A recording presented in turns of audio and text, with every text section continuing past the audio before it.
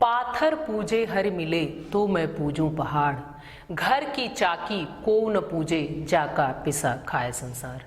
प्यारे बच्चों, मैं डॉक्टर चारुशीला सिंह हिंदी की कक्षा में आप सभी का स्वागत करती हूँ।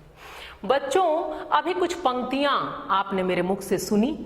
आपने एक अनुमान लगाया होगा कि आज हमारे और आपके अध्ययन का विषय क्या है, उसकी भावभूमि क्या है। जी हाँ बच्चों, आप सही हैं। आज हम जिस विषय को उठाने वाले हैं वो वर्षों प्रासंगिक रहा है, आज भी वो प्रासंगिक है, हर युग में वो प्रासंगिक रहा है। लेकिन उसको आज हम जिस तरह से पढ़ेंगे, एक छोटी सी घटना के माध्यम से पढ़ेंगे जो बहुत ही रोचक तरीके से हमारे और आपके अंतर मन को छू लेगा। एक घटना है जो हमें और आपको मानव के सच्चे स्वरूप के लिए सोचने को विवश करता है। बच्चों, पिछली कक्षा में काव्य खंड के अंतर्गत आपने पुनर्मिलन पढ़ा था। मानव मनोभावों की अनुपम अभिव्यक्ति वहां भी हमने और आपने पढ़ा। हम और आप पुनर्मिलन पढ़ते हुए प्रसाद की काव्य कला पर बार बार कई बार मुग्ध हुए थे।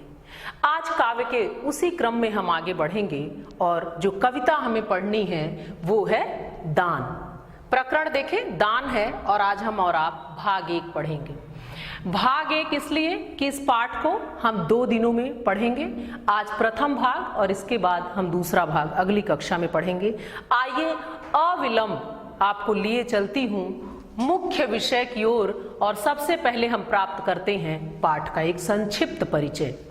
बच्चों, ये परिचय आप देखिए आपके समक्ष, ये संक्षिप्त है, लेकिन ये छोटा सा परिचय पूरे पाठ के विस्तृत अध्ययन में आपको बहुत ही सहयोग प्रदान करने वाला है। तो सबसे पहले आप इससे जुड़े, आपके मन को छूने वाले भाव हैं, और अभी पाठ से जुड़ते हुए मैं कई प्रसंग आपके समक्ष उठाऊंगी, क्योंकि इस विषय से आप अनजान नहीं हैं। सबसे पहले परिचय प्राप्त करें। पाठ का नाम दान भाग 1। रचयिता सूर्यकांत त्रिपाठी निराला। बार बार कई बार कहती हूं कि सर्जना होती है काव्य की, इसलिए रचयिता या सर्जक शब्द का प्रयोग करते हैं। भाषा संस्कृत निष्ठ खड़ी बोली। अभी इसका स्वरूप हम दान कविता के अंतर्गत देखेंगे। शैली जो है वो है प्रतीकात्मक और वर्णनात्मक। कई प्रतीकों के माध्यम से कवि ने अपने मनोभावों को उद्घाटित किया है, और वर्णनात्मक शैली है जो आगे हम देखेंगे अध्ययन के क्रम में। रस, शांत, गुण, माधुर्य। और ये जो दान शीर्षक कविता आज हम पढ़ेंगे, ये निराला जी का एक बहुचर्चित काव्य है। अपरा, अपरा काव्य संग्रह से ये लिया गया है और आपकी पाठ्य पुस्तक में संकलित है। बच्चों, चलिए इस पाठ को पढ़ने से पूर्व कवि का जीवन कैसा था, साहित्य में दिए गए उनके योगदान कैसे थे, क्या उन्होंने काव्य ही लिखा या कुछ गद्य में भी लिखा है, तरह तरह के बहुत सारे प्रश्न हमारे और आपके मन में, मानस में। आइए उन उलझनों को सुलझाते हैं, कवि परिचय की ओर चलते हैं और जानते हैं कवि के जीवन को। एक संक्षिप्त परिचय यहाँ कवि का है आपके समक्ष। बच्चों ध्यान दें। नाम सूर्यकांत त्रिपाठी निराला। ये जो निराला आप देख रहे हैं, बार बार सुन रहे हैं, ये उपनाम है। वो क्यों है ये भी अभी आपसे चर्चा करूंगी। पहले आवश्यक बिंदु आप देख लें। जन्म सन 1897 ईस्वी में। अब देखिए कहाँ हुआ जन्म स्थान। जन्म कहाँ हुआ? मेदिनीपुर, जो पश्चिम बंगाल में है। आगे आइए। पिता राम सहाय त्रिपाठी। लेखन विधा। बच्चों ध्यान दें, जो आपके मन की जिज्ञासाएं हैं कि कवि ने क्या लिखा, कैसा लिखा, तो देखें ये विधाएं, वो प्रकार क्या क्या हैं आपने। काव्य, कहानी, निबंध, आलोचना, उपन्यास, संस्मरण आदि, यानी इन सारे क्षेत्रों में आपने बहुत कुछ लिखा है। अब आइए रचनाओं के क्रम में आते हैं। रचनाएं, उसमें सबसे पहले काव्य देखें। निराला जी ने प्रबंध एवं मुक्तक दोनों ही शैलियों में काव्य रचना की है। बच्चों दोनों में आपने लिखा है, लेकिन काव्य के कुछ हैं देखिए। राम की शक्ति पूजा, सरोज स्मृति तथा तुलसीदास आपकी प्रबंध शैली की रचनाएं हैं। इसके अतिरिक्त कुकुरमुत्ता, अनामिका, अड़िमा, नए पत्ते, अपरा, आराधना, अर्चना इत्यादि उनकी प्रसिद्ध मुक्तक शैली की रचनाएं हैं। ये जो अपरा है उसी का एक अंश जो दान शीर्षक से हम और आप आज पढ़ेंगे। बच्चों ध्यान दें, आपकी बड़ी उपलब्धियों में आता है ये राम की शक्ति पूजा। एक इस तरह का है कि जब आप इसको पढ़ेंगे तो अंतर मन तक, चेतना तक ये जो राम है उनका अभिराम स्वरूप उतर पड़ेगा। और शक्ति पूजा है तो कैसी पूजा है, क्या है, बड़ी कक्षाओं में आप पढ़ेंगे, बहुचर्चित है। और देखिए प्रबंध शैली के आपने 3 पढ़े कि राम की शक्ति पूजा, सरोज स्मृति और तुलसीदास। इसमें जो सरोज स्मृति है, तो ये जो सरोज हैं वो निराला जी की पुत्री हैं। पुत्री के नहीं रहने पर ये एक शोक गीत है जो आप आहत हुए तो आपने सर्जना की, सरोज स्मृति की। आइए गद्य में भी आपकी क्या क्या रचनाएं हैं, कवि परिचय की ओर चलते हैं, थोड़ा और विस्तृत रूप से जानते हैं। गद्य में देखिए बिल्ले सुर बकरिया, अप्सरा, अलका आदि गद्य रचनाएं हैं। अब इतना सब कुछ लिख कर, रच कर आप कब इस असार संसार को छोड़कर चले गए? मृत्यु देखें सन 1961 ईस्वी में। साहित्य में स्थान, निराला जी छायावाद के मेरुदंड, प्रगतिवाद के उन्नायक तथा सामाजिक क्रांति के पुरोधा थे। बच्चों एक बात आप ध्यान दें कि ये जो हम पढ़ रहे हैं कि निराला जी छायावाद के मेरुदंड, आपने पहले भी पढ़ा है, पिछली कक्षाओं में भी आपने जाना है, जब भी छायावाद के स्तंभों की बात होती है तो उसमें एक स्तंभ, एक नाम जो है वो निराला जी का ही है। तो आप जान रहे हैं कि जो 4 स्तंभ हैं जिस पर छायावाद टिका हुआ है उसमें एक निराला जी हैं। और प्रगतिवाद के उन्नायक कहा गया है, तो ये प्रगतिवादी रूप जो आज का विषय है हमारा, उसमें भी हमको दिखेगा। हम महसूस कर पाएंगे कि कितना द्रवित होता था आपका हृदय शोषितों, पीड़ितों और वंचितों के प्रति। आगे देखें सामाजिक क्रांति के पुरोधा, जो आज का ही विषय है, हम इस विषय को ही लेकर बात करें तो आप ये देखेंगे कि कैसे सामाजिक क्रांति लाई जाती है और बहुत कुछ इन्होंने किया। उसका एक संक्षिप्त उदाहरण आज की कविता दान भी है। जीवन के हर मोड़ पर आपको बहुत अधिक संघर्षों और विरोधों का सामना करना पड़ा, फिर भी आधुनिक कवियों में आपका विशिष्ट स्थान है। निराला जी की गद्य और पद्य दोनों रचनाएं उच्च कोटि की हैं, परंतु निराला जी मूलतः कवि हैं। ध्यान दें, यहां आपका ध्यान। बच्चों आपने गद्य और पद्य दोनों में बहुत कुछ लिखा है, लेकिन ध्यान दें कि निराला जी मूलतः हैं क्या? वो कवि हैं। कवि ही नहीं, जन कवि हैं। और जन कवि हैं तो आज वैसा ही स्वर जो विषय हम और आप पढ़ेंगे उसमें मुखरित होगा। हमारी और आपकी सुप्त चेतनाएं पुनः जगेंगी, हम विवश होंगे, हम सचेत होंगे, हम सतर्क होंगे, हम जगेंगे एक बार पुनः ये सोचने के लिए कि क्या मानव के रूप में हमारी सर्जना की गई तो मानवीयता हमारे और आपके अंदर है, और है तो कितनी है, कैसी है? क्या समाज के वंचितों के प्रति हमारा कोई उत्तरदायित्व है, या हमने कभी भी ऐसा सोचा कि हमें क्या करना चाहिए? बहुत सारे अंधविश्वास, बहुत सारे धार्मिक कर्मकांड जो हमारे जीवन से जुड़े हैं, हम यूं ही उसको करते हैं, लेकिन ये नहीं सोचते कि वो कितना उचित है, किस दिशा में किया जाना है, किन संदर्भों में किया जाना है। और इन्हीं सब भावों की तरफ कवि ने बहुत प्रभावपूर्ण प्रस्तुति कवि की ये है दान, और बहुत ही सलीके से, बहुत ही सरलता से कवि ने हमारा और आपका ध्यान इधर खींचा है। आइए बच्चों, थोड़ी सी चर्चा तो हो गई, एक छोटा सा प्रसंग और। इतना कुछ आपने पढ़ा कि आपने साहित्य को बहुत कुछ दिया, इतना ही जान लें कवि के परिचय के बारे में कि आपका जो जीवन है वो बड़ा कष्टों से भरा रहा, लेकिन ये सृजन, ये जो वैविध्यपूर्ण आपका रचना संसार है वो बताता है कि आप कितने मजबूत रहे होंगे, क्योंकि टूटे नहीं उन संघर्षों से। छोटी आयु में ही माता पिता नहीं रहे, उसके बाद विवाह होता है और पत्नी से प्रेरणा लेकर आप काव्य की तरफ, संगीत की तरफ, गीत की तरफ आप आते हैं, सृजन करते हैं। लेकिन अचानक पत्नी का भी देहांत हो जाता है और 2 बच्चे, एक पुत्र और एक पुत्री छोड़कर वो इस संसार से विदा हो जाती हैं। वो पुत्री ही सरोज हैं और कुछ समय बाद बेटी का भी निधन हो जाता है। कवि मन बहुत आहत होता है, टूटता है, लेकिन जो कवि का हृदय है, मन है, उसमें भावनाएं, संवेदनाएं कुछ अधिक मात्रा में हैं और वही फूट पड़ा है सरोज स्मृति के रूप में। ये हिंदी साहित्य की अमूल्य निधियां हैं जिसे हम भूल नहीं पाएंगे, चाहे वो राम की शक्ति पूजा हो, सरोज स्मृति हो या कोई भी विषय आप लें, सब किन महनीय भावों को लेकर लिखे गए हैं। कवि की चेतना कैसी थी, मानस कैसा था, लेखनी कितनी धारदार थी, इसका उदाहरण आइए हम अपने आज के पाठ में ही ढूंढते हैं, उसके माध्यम से ही जानते हैं, परखते हैं कि जितना सुना, जितना पढ़ा, जितना जाना, क्या हम उतना पा रहे हैं, क्या समझ पा रहे हैं कि वो वैसे ही हैं। आइए स्वयं हम जाने। और सबसे पहले बच्चों, पाठ से पूर्व सबसे पहला काम हम मूल भाव जान लें कि किन भावों को लेकर सर्जना की गई है। ध्यान दे बच्चों, इसलिए ये दो पंक्तियों में मैंने लिखा है। वैसे तो जो मूल, जो केंद्र में भाव है वो ढोंग ही है, लेकिन शुरुआत जो कविता की होगी उसमें सबसे पहले आप प्रातःकालीन सौंदर्य का वर्णन पाएंगे।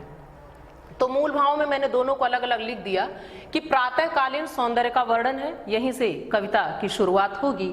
पुनः आगे बढ़ते आप देखेंगे जो केंद्रीय भाव है, उन ढोंगी दानियों पर व्यंग किया गया है जिनके हृदय में दया लेश मात्र भी नहीं है, तथा जो धर्म के नाम पर केवल दान का ढोंग करते हैं। ये आपकी पाठ का, आपकी कविता का मूल भाव है। आइए सीधे सीधे अब आपको लिए चलते हैं कविता की ओर। दान, सबसे पहले इससे आपको जोड़ती हूं। ये एक ऐसा शब्द है जो आपने बहुत बार सुना है। दान कहते ही मन में कैसे कैसे भाव आते हैं। आपने भी दान किया है, जो आप समझ रहे हैं बच्चों, मैं उसी दान की बात कर रही हूँ। दान कई तरह का होता है, विद्या का भी दान होता है, गौ दान भी होता है, और बहुत सारे कीमती हीरे जवाहरात भी दान किए जाते हैं, और बहुत कुछ जो गृहस्थ जीवन में हम कुछ अनाज दान करते हैं। कुछ हमारे और आपके धार्मिक कर्मकांड हैं जिनकी हम उपेक्षा नहीं करते।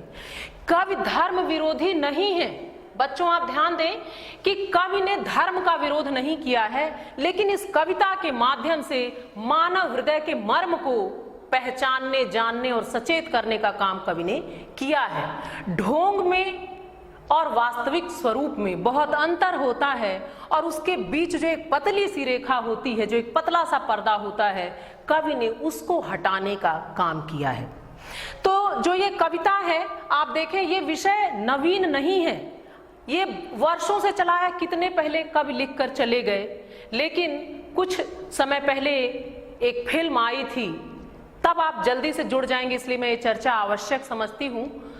फिल्म था ओ माई गॉड, OMG, बहुत चर्चित रही, हम और आप बहुत प्रभावित हुए। लेकिन एक बार आप सोचिए कि हमारे कवि कितने पहले इन्हीं भावों की सर्जना करके चले गए।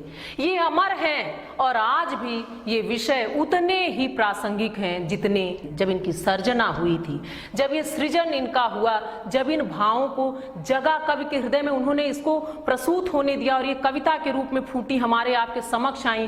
पर आप सोचें कि इसका वेग, इसका प्रवाह वर्षों रहा है, पर आज भी ये समस्याएं वहीं खड़ी हैं जहां कवि ने खड़े होकर देखा था।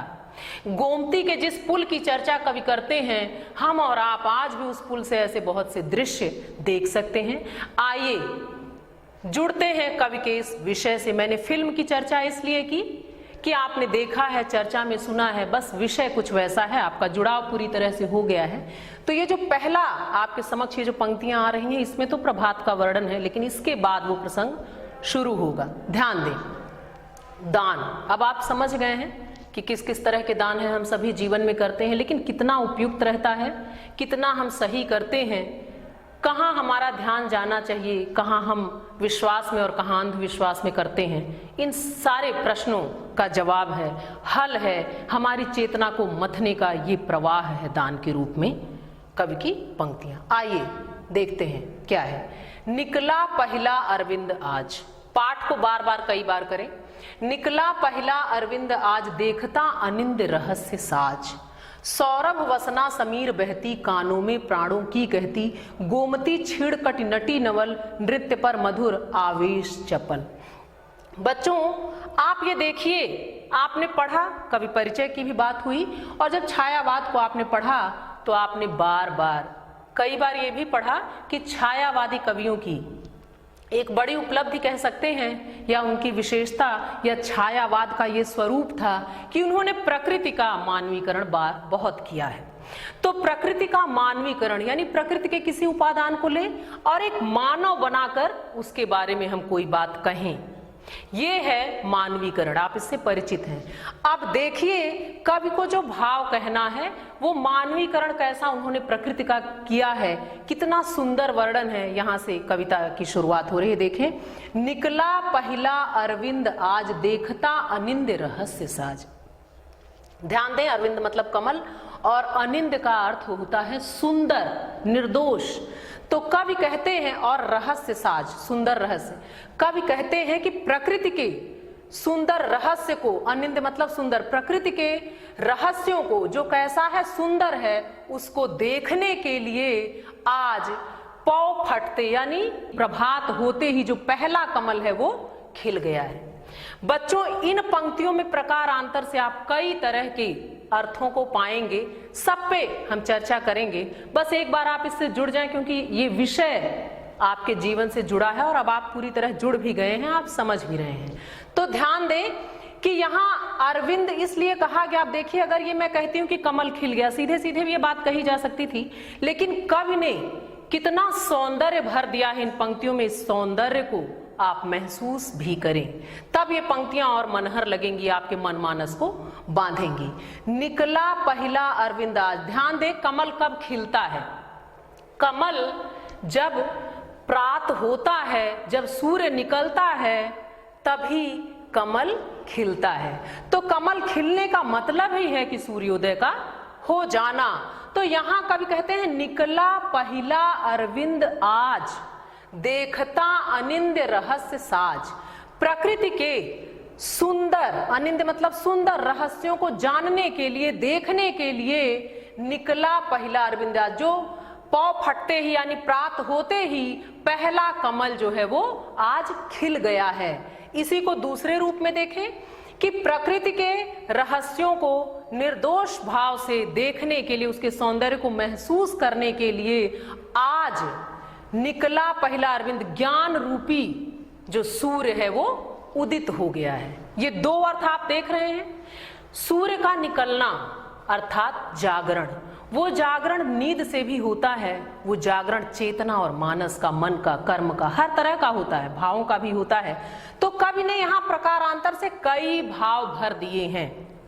तो कवि यही कहते हैं कि प्रकृति के सुंदर रहस्यों को देखने के लिए जो पौ फटते ही, पौ फटना यानी सवेरा होना, प्रातः काल होना, कि सुबह होते ही पौ फटते ही आज पहला कमल खिल गया है।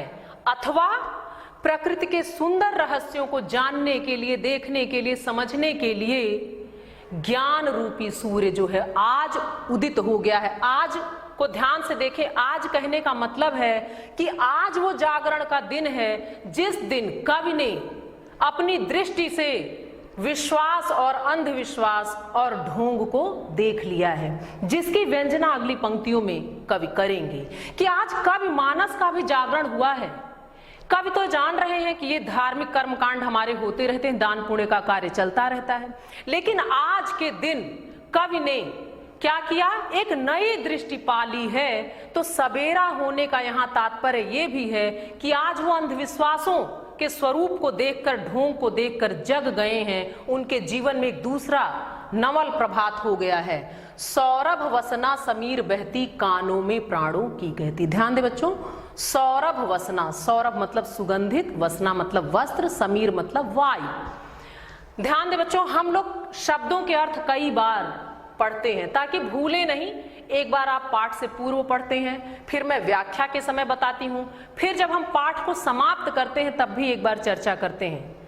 आप कभी सोचते हैं कि मैं इतनी बार क्यों आपसे कहती हूं? ताकि ये जो कठिन शब्द हैं उनके अर्थ आपके मन मानस पर पूरी तरह अंकित हो जाएं, छप जाएं, आप विस्मृत ना कर सकें, इसलिए बार बार कई बार इनकी चर्चा मैं करती हूं। आइए निहितार्थ की तरफ चलते हैं तो अर्थ आप आसानी से समझ जाते हैं। सौरभ वसना, सुगंधित वस्त्र धारण किए हुए वायु बह रही है धीरे धीरे, क्योंकि ये प्रभात वर्णन है, सुबह का वर्णन है। तो उस समय कवि कहते हैं कि सुगंधित, सौरभ वसना, सुगंधित वस्त्र को धारण किए हुए जो वायु है वो धीरे धीरे बह रही है, कानों में प्राणों की कहती। और जब कानों से होकर गुजर रही है तो ऐसा लग रहा है कि प्राणों को भी आनंदित कर दे रही है, गतिशीलता का संदेश दे रही है। गोमती छीण कटि नटी नवल, नृत्य पर मधुर आवेश चपल। अब देखिए गोमती नदी की चर्चा है। गोमती नदी में कहीं कहीं जहां पानी कम है तो जहां अधिक है वहां प्रसार दिख रहा है, जहां कम है वहां पतला दिख रहा है। तो कवि की कल्पना है, ये मानवीयकरण है। ध्यान दें बच्चों, प्रकृति वर्णन है, कवि की कल्पना है, और ये मानवीयकरण जब कवि ने कर दिया है तो गोमती नदी को उन्होंने एक स्त्री की भांति। अब देखिए क्या कहते हैं, गोमती छीण कटि, छीण मतलब पतला और कटि मतलब कमर, नटी अर्थात नर्तकी, नायिका, नवल मतलब नई। तो कवि कहते हैं कि गोमती जो है वो कैसी है, पतले कमर वाली, छीण कटि वाली गोमती जो है वो कैसी लग रही है, वो नवेली नायिका की भांति लग रही है। नृत्य पर मधुर आवेश चपल, और लहरों का जो नर्तन है, जो लहरों का आवेश है, जो उनका वेग है, जो उनकी चंचलता है, चपल मतलब चंचल, जो उनकी चंचलता है वो ऐसी लग रही है कि वो कोई नटी हो, कोई नर्तकी हो, वो नृत्य कर रही हो। अब बच्चों देखिए कि इन भावों को किस तरह से कवि ने व्यक्त किया। सिर्फ उनको इतना ही कहना था कि प्रकृति के रहस्यों को देखने के लिए आज प्रभात हो गया है, और गोमती नदी के बारे में कि एक हवा बह रही है, नदी जो है वो पतले कमर वाली है। लेकिन आप देखिए इन्होंने एक मानव बनाया, कितना असीमित और अद्भुत सौंदर्य हम इन पंक्तियों में महसूस करने लगे। अब हमें और आपको देखिए ये जो प्रतीक लिए गए हैं, और कैसा लग रहा है कि गोमती को इन्होंने क्या बना दिया, एक नई नवेली नर्तकी नायिका बना दिया। और उसकी लहरें ऐसी लग रही हैं कि जैसे कोई नायिका, कोई नटी, कोई नर्तकी नर्तन कर रही हो, नृत्य कर रही हो। अद्भुत वर्णन प्रभात का है, बड़ा मनहर वर्णन है। और छायावाद की वो झांकी जो प्रकृति में वो लोग मानवीकरण कर लेते हैं, प्रकृति में ही नायिका नायक सब कुछ देखने लगते हैं, वो सौंदर्य आपने देखा, पढ़ा, समझा और महसूस किया। आइए बच्चों थोड़ा आगे चलते हैं और इन पंक्तियों के काव्य सौंदर्य को देखते हैं। काव्यगत सौंदर्य, गोमती नदी को नौ यौवना नर्तकी कहकर नदी का मानवीकरण किया गया, जैसा आपने अभी पढ़ा और महसूस किया। भाषा संस्कृत निष्ठ, खड़ी बोली, शैली प्रतीकात्मक वर्णनात्मक, रस देखें शांत और श्रृंगार, शब्द शक्ति निकला पहला अरविंदाज में लक्षणा, गुण माधुर्य, अलंकार देखिए रूपक, मानवीकरण और अनुप्रास। तो ये छठा आपने देखा, पढ़ा और महसूस किया। आइए बच्चों अब आगे चलते हैं और अगले अंश में देखते हैं, यहां से अब वो प्रसंग शुरू हो रहा है जो कवि का लक्ष्य है, अभीष्ट है, जो बताना चाहते हैं। प्रभात वर्णन के बाद अब हम आ गए हैं वहां जो आज दान शीर्षक को सार्थक करता है। अब देखें पहले तो भाषा की सरलता देखें, मैं प्रातः पर्यटनार्थ चला, लौटा आपुल पर खड़ा हुआ। कवि कह रहे हैं कि मैं प्रातः काल, सुबह सुबह पर्यटनार्थ अर्थात घूमने के लिए घर से निकला, चला। कहाँ? गोमती के किनारे गए हैं। लौटा आपुल पर खड़ा हुआ, और घूमने के बाद लौट कर पुल पर आकर खड़ा हो गया। ध्यान दें अब क्या है, सोचा विश्व का नियम निश्चल, जो जैसा उसको वैसा फल। बहुत ध्यान देने की आवश्यकता है बच्चों कि कवि कह रहे हैं कि मैं सुबह सुबह घूमने के लिए निकला गोमती के किनारे, और घूम कर लौट कर आकर मैं पुल पर खड़ा हो गया और सोचने लगा। पुल से जब दृश्य दिख रहे हैं तो सोच रहे हैं, सोचा विश्व का नियम निश्चल, जो जैसा उसको वैसा फल। और सोचने लगा कि ये जो संसार का नियम है वो निश्चल अर्थात अचल है। क्या? कि जिसने जैसा कर्म किया उसको वैसा ही फल मिलता है। देती यह प्रकृति स्वयं सदया। देखिए प्रकृति को सदया, दयावान कहा गया कि ये जो प्रकृति है वो स्वयं वो दयालु है, तो वो स्वयं ही जो जैसा करता है, जो जैसा उसको वैसा फल वो स्वयं ही देती रहती है। क्योंकि वो स्वयं दयावान है तो कुछ भी सोचने को न रहा कुछ नया, तो हमारे और आपके सोचने के लिए कुछ भी नया नहीं है। अर्थात कि जो हमारे कर्म हैं हम सभी के, हम सब प्रकृति के द्वारा अपने कर्मों के हिसाब से ही फल पाते हैं, अच्छा या बुरा। तो इसमें कुछ नवीन नहीं है, क्योंकि वो प्रकृति जो है वो दयावान है, वो स्वयं हमें हमारे कर्मों का फल दे देती है। तो सोचने को न रहा कुछ नया, कि कोई नवीनता नहीं इसमें, और क्या सोचें। आगे देखें, सौंदर्य गीत बहुवर्ण गंध भाषा भावों के छंद बंध।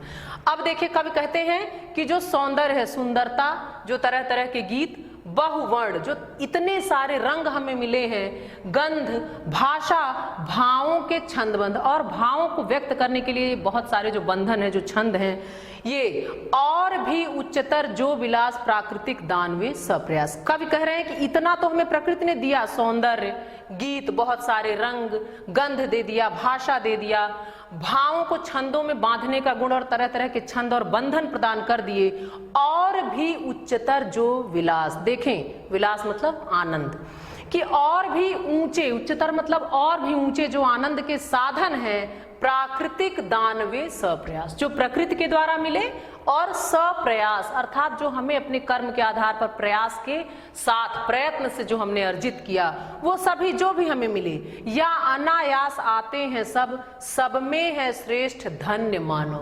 तो कवि कह रहे हैं कि ये जो कुछ भी हमें प्रकृति से मिला, सब कुछ जो आज तक हमने और आपने पाया है, चाहे वो प्रयास के साथ पाया या प्रकृति ने ऐसे ही दे दिया है हमें, जो भी हमें अचानक जितना सब कुछ मिला, उनमें सब में है श्रेष्ठ धन्य मानव। उन सब में अगर कोई शक्तिशाली है, सौभाग्यशाली है, धन्य है, तो वो कौन है? वो मनुष्य है। क्योंकि बच्चों एक बार सोचें, ये जो सब कुछ बना है इसका भोग कौन करता है? इसका भोग तो हम आप ही करते हैं, मनुष्य ही करते हैं। तो कवि जो यहाँ कहना चाह रहे हैं, ये भूमिका में हम सुन रहे हैं, अभी हम उधर चलेंगे जो कवि का अभीष्ट है। तो यहाँ कवि ने यही कहा कि वो घूम के आते हैं, पुल पर खड़े होते हैं, और वहां से दृष्टि जिधर जिधर जा रही वो देख रहे हैं। उनके मन में ये कैसे कैसे भाव आ रहे हैं, वो सोचते हैं कि विश्व का जो नियम है वो अचल है, निश्चल है, कि जिसने जैसा किया वो वैसा फल भोगता है। हम और आप भी मानते हैं, हमारी भारतीय संस्कृति भी यही कहती है। तो हम यही मानते हैं कि हम जो कुछ भी भोग रहे हैं, ये हमने अपने कर्मों के माध्यम से अर्जित किया है। वो अच्छा भी हो सकता है, वो बुरा भी हो सकता है। और फिर आगे कहते हैं कवि कि जो जैसा किया उसको वैसा फल मिला, ये प्रकृति स्वयं देती है। तो कुछ नया हम आप क्या सोचें, इसमें कोई नवीनता नहीं है, कुछ अलग सा सोच नहीं सकते, क्योंकि ये निश्चित है, ये ऐसे ही चला आ रहा है युगों से।